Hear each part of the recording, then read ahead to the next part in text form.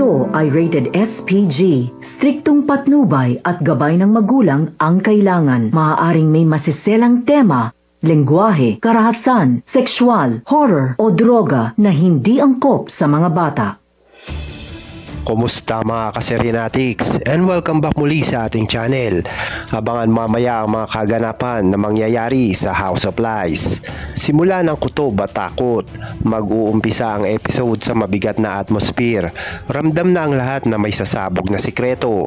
Si Thea, halatang balisa, parang may tinatago pa siyang hindi pa nabubunyag. Habang si Paulo, pilit pinapakalma ang sitwasyon, pero kita na kinakabahan na.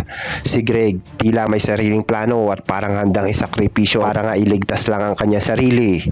Habang si Edward, tahimik lang pero doon nagsisimula na ang bagyo.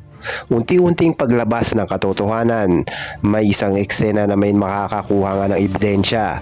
Pwede nga itong cellphone, recording o dokumento. Dito magsisimula na ang domino effect. May mabubunyag na kasinungalingan, may magtuturuan, may mga magtatangkang magsinungaling para makalusot, pero this time hindi na nga uubra ang kanilang plano. Ang pagsabog ni Edward, ito na nga ang pinaka-inaabangan. Haharapin na ni Edward sina Greg at Paulo.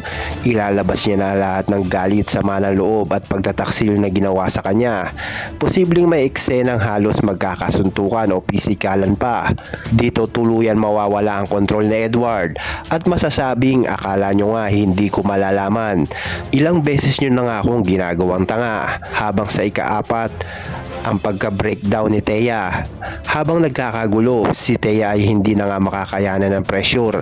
Posibleng umamin siya sa isang malaking sikreto o kaya ituluyang masira. Ito ang magpapalala sa sitwasyon dahil may katotohanang mas mabigat pa ang ilalabas.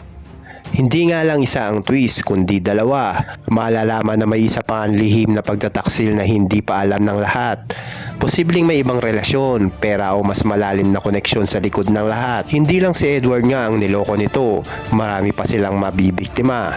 Ika-6, ang pagkawasak ng pamilya. May aalis sa bahay, posibleng si Edward nga o si Thea. May maiiwan na wasak ang reputasyon, ang pamilya na hindi na babalik sa dati. At bago nga matapos ang episode, may isang karakter na gagawa na desisyon na magpapalala sa lahat. Pwedeng paghihiganti, pag-alis o bagong ang plano.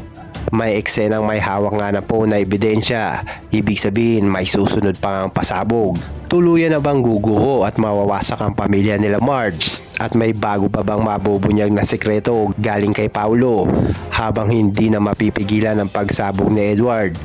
At ang pag-aamin ni Thea, nawawasak sa pamilya Torre Campo. Pero kung gusto mo pa laging updated sa mga teleserye, ay huwag mo naman kalimutan na subscribe, like and share ang ating channel. Malaking tulong na po ito para sa amin mga nagsisimulan bilang content creator. Maraming salamat po mga ka-Serenatics.